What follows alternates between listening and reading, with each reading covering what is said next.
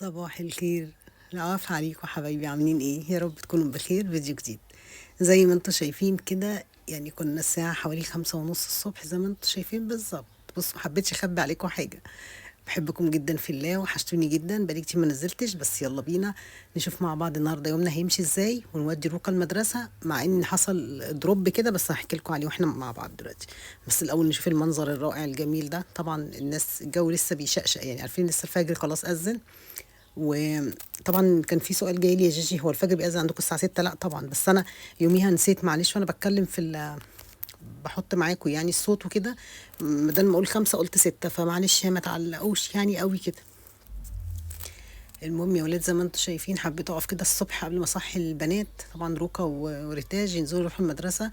ريتاج امبارح صممت رؤية ولا ايه، يا جنيل عليا بتلخبط بين العيال، حد زيي ولا لا؟ المهم تعالى نكمل اليوم بس، واحكي لكم اللي حصل. دخلت اعمل اللانش بوكس بتاعهم وكده. فالمهم، وانا رؤية امبارح صممت ان هي تروح في الباص. هي ما بتروحش الصبح في الباص بصراحة، بتروح مع باباها، هو اللي بيوديها دايما يعني. فهي صممت ان هي تروح في الباص.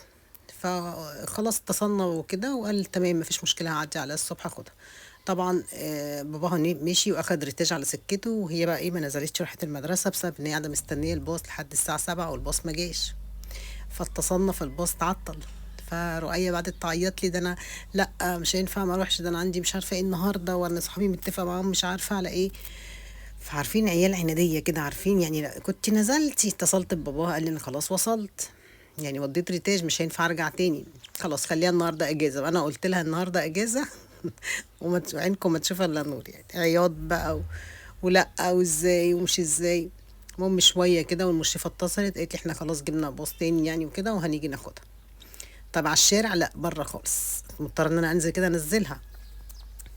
فلقيت مامة صاحبتها بتتصل بيا، بتقول لها يا رؤية حصل كذا وكذا، ايه رأيك؟ ومش قالت لها طب خلاص. فقلت لها خلاص هتقابلك على الشارع عندي، هبص عليكي من البلكونة وهكلمك على التليفون لحد ما ايه مامتهم يعني هتوصلها. فرصة بصراحة، انا لسه هلبس وهنزل وبتاع، والساعة 7 الصبح لا. فالمهم فاهمين ده اللي حصل يعني. فالولاد ما نسمعش كلامهم في اي حاجة، والله بجد احنا اللي غلطانين. احنا اللي غلطانين بنسمع كلام العيال. رؤية مش متعودة تروح في الباص، بتيجي في الباص بس، لكن باباها على سكته فبياخدهم معاه. المهم بقى عملت اللانش بوكس بتاع ريتاج. وبعد كده رؤية، ريتاج بقى أحلى حاجة فيها إن هي عاقلة، يعني بتمشي بدماغنا احنا. ماشي يا ريتاج، ماشي يا ماما، حاضر كده. لكن رؤية عنادية، حتى بصوا الخيارة ما تقطعهاش، خليها زي ما هي. أحب أكلها أنا حية كده. يلا بألف هنا وشفا عليهم يا رب. زي ما انتم شايفين كده، أنا بعمل لها واحد زيادة أو اتنين، عشان هي وأصحابي بيبدلوا مع بعض. بتقولي يا ماما احنا بنبدل، يعني مثلا انا معايا جبنه، صاحبتي معاها مش عارفه، لا بنبدل مع بعض. فبيعملوا زي الجد. بص بقى، انا قاعده زعلانه وخلاص قلعت فردة الشراب. قلت لي ما تصورنيش ما تصورنيش، وانا عماله اقول والله لا انا مصوراكي، والله لا انا مصوراكي. قلعت وفكت شعرها، وبعدين جالها الخبر بقى ان هي يلا يا رؤية على النزول، ففرحت بقى هي مش عارفه ايه. سبحان الله، مع ان الولاد والله ما بيحبوش المدارس انا عارفه، بس غريبه يعني، مش عارفه، غريبه غريبه غريبه يعني. فدخلت بقى، هما نزلوا من هنا، وانا قلت بقى ايه، اعمل استباحه بقى، اصبح على نفسي بقى. صباح الخير يا مصر. صباح الخير يا جيجي. قلت بقى اعمل كوبايه نسكافيه. وبص، هو النسكافيه ده حلو وكل حاجه، بس خفيف يعني، لازم تحطي منه كتير قوي. لكن التاني بتحطي منه معلقه واحده بس. فده اللي كان موجود يعني، فكنت مضطره بصراحه. فهعمل بقى كوبايه كده، اظبط بيض ماجي. وبعد كده اخش اشوف الدنيا فيها ايه. النهارده الفيديو خفيف وبسيط ولطيف. ما تنسوش بقى اللايك والكومنت الحلو بتاعكم. وبحبكم جدا والله بجد من قلبي. وادعوا لي دعوه حلوه كده ان ربنا يشفيني يا رب من دور البرد اللي ماسك في صدري، مش عايز يسيبني ده. هو بصوا ماسكه يعني. انا بتكلم معاكم تحسوا ان الصوت عادي، لكن اول ما كح هتقولي لي ايه ده يا جيجي، ايه ده يا جيجي ده. اه والله، بس الحمد لله يعني، الحمد لله. انا قاعده بسجل لكم الصوت النهارده، وانا قاعده في اوضه البنات فاضيه كده، وانا قاعده لوحدي في البيت، عارفين اللي هو ايه، منسجمه. ملك مش هنا، نزلت راحت كليتها، وانا قاعده بقى بصوا مع نفسي. مع نفسي، احلى حاجه، احلى حاجه الهدوء. ربنا يا رب ما يحرمنا منهم ابدا يا رب، ويبقى صوتهم دايما في البيت.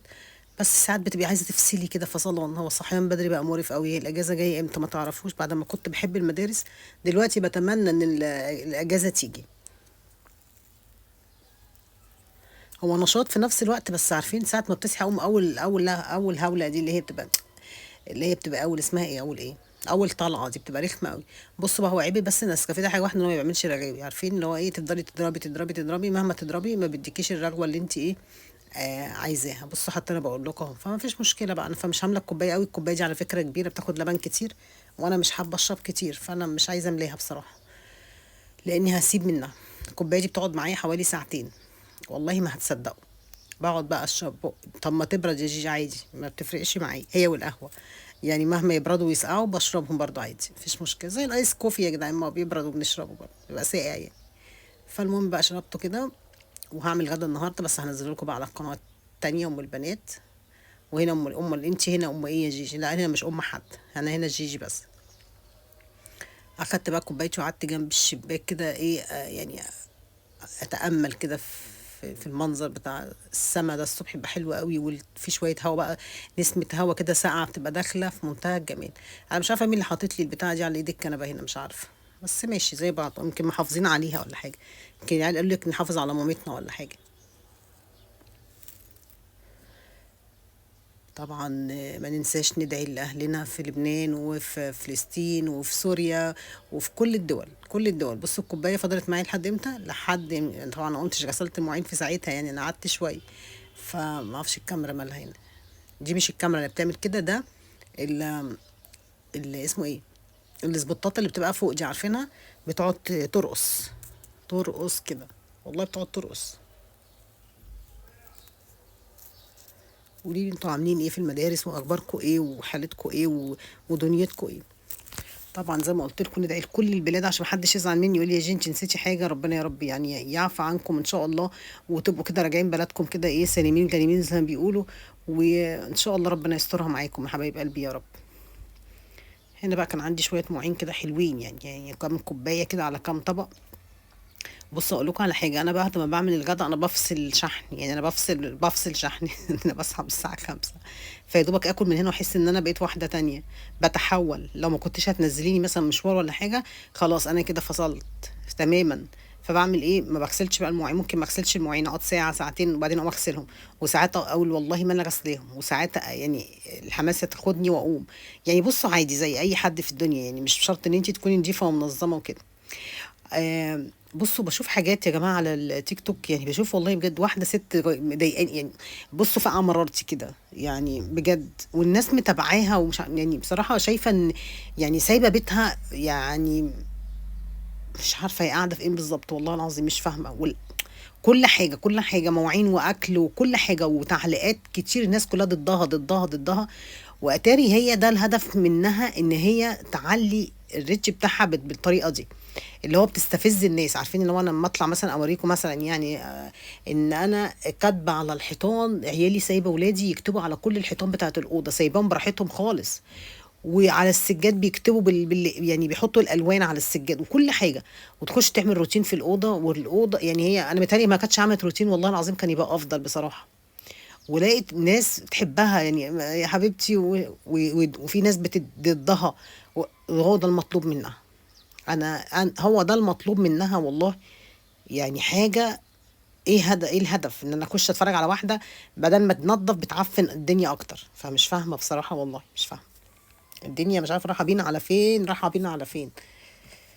ده ربنا قال النظافة، يعني النظافة من الإيمان، يعني النظافة دي من الإيمان، جزء من الإيمان، إن هو تبقي بيتك نظيف مرتب مهندم. مش شرط العفش يكون عندك شيك ولا قيم ولا حاجة، أنت ممكن تكوني قاعدة في أوضة واحدة بس، ومخليها زي الفل، أوضة واحدة بس، هتجري مراية سريرك، هتكنسي يا ستي حصيرة في الأرض هتلمعيها، ريحة الأوضة حلوة، لكن مش عارفة بصراحة، هو الرك مش على الست والله يا جماعة، أنا مش شايفة كده، هو الرك على الراجل في البيت، الراجل اللي بيقبل بهذا الوضع.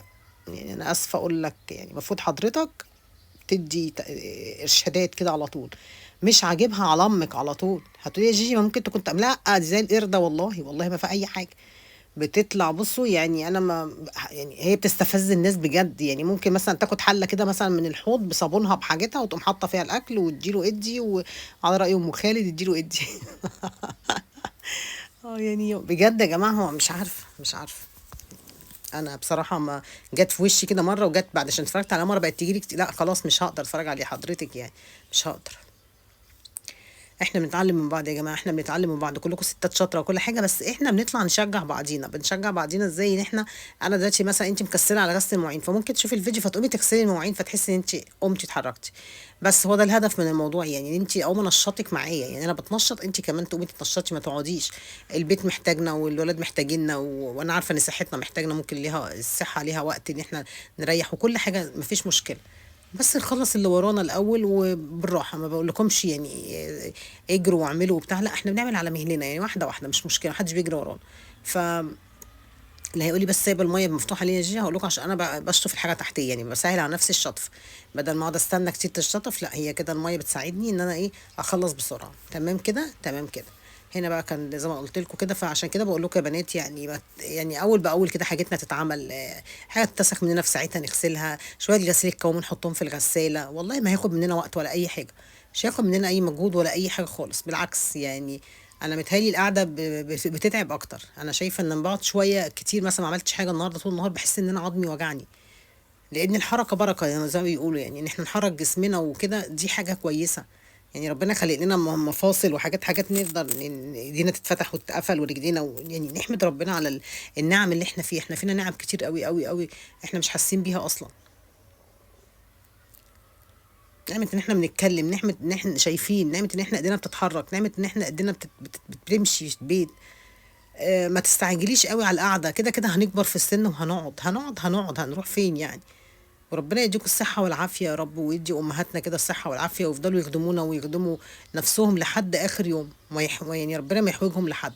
بس ليه دايما بشوف امهاتنا كده فيها حركه وفيها نشاط فيها حاجات كتير قوي، عشان الناس دي عارفة، فاهمة يعني ايه صحة، وفاهمة يعني ايه الصحة مش بالقعاد، والصحة مش بان ان احنا نركن حاجة ورانا، والصحة ان احنا مش نهمل نفسينا ونهمل بيتنا لا بالعكس. يا رب تكون قدرت اوصل لكم اي حاجة، اي حاجة في اي حاجة يعني، اكون مفيدة على المجتمع، يعني احس ان انا مفيدة في المجتمع، عملت شيء في المجتمع. هذا. اه يعني يما، يا حس السودا يعني يما. يعني نقضي على الكسل، بايه؟ ان احنا نقوم كده نستعيذ من الشيطان كده، اعوذ بالله من الشيطان الرجيم، ونقوم قايمين كده غاسلين وشنا متوضين، اعمل اي حاجه. المهم ان احنا بصي، قومي قومي، صدقيني والله هتلاقي نفسك حبه في حبه في حبه، تلاقي نفسك عملتي حاجات كتير قوي.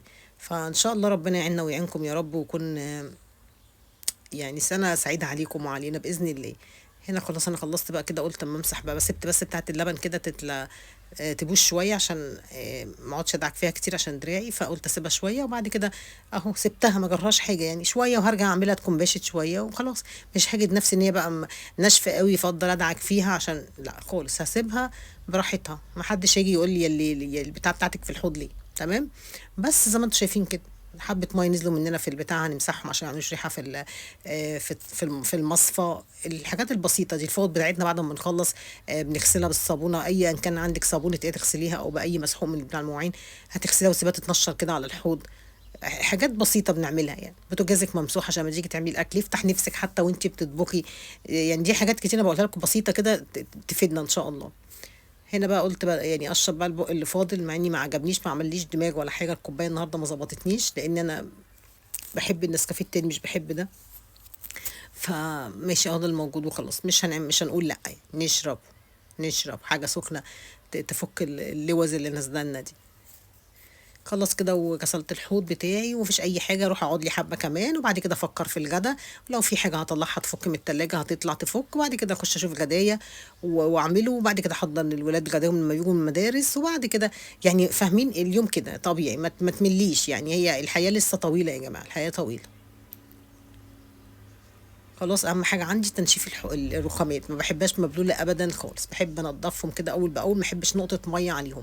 بصوا، افضل انشف كده لحد ما احس ان المطبخ كده اكني ما فتحتش حنفيه اساسا يعني. دي بتديكي شكل كده ان المطبخ نضيف ومرتب وكده يعني. بس كده خلصنا الفيديو بتاعنا النهارده، ويا رب اكون كده ايه يعني، يكون ضيفه خفيفه عليكم وتكونوا بتستفادوا مني باي شيء. انا هنا رحت ايه ده، انا فكرت خلصت يا وليه، اهمدي بقى واقعدي بقى. المهم بقى دخلت كده، بص البوتاجاز نضيف من امبارح، مفيش حاجه، بس فرافيت عيش كده كانت مسخنه عليه وكده، الم بس الدنيا اهو، وخلاص خلاويص. ده بعد ما الولاد بينزلوا واعمل الروتين اليومي بتاعي، فحبيت انزله لكم على القناه، وخلينا بقى هناك ايه نعمل الغدا، نعمل الروتينات بتاعتنا، وان شاء الله كده نفرش مع بعض المطبخ باذن الله. بصوا لسه الميعاد ما جاش، لسه ربنا ما اذنليش ان انا انضفه، بس ان شاء الله هعمله باذن الله. يلا يا ستي جيجي بقى كده خلاص، اشوفكم بكره على خير، لا مش بكره بقى، حسب ما هنزل لكم الفيديو ان شاء الله. بحبكم جدا في الله، واقعدوا بالعافيه.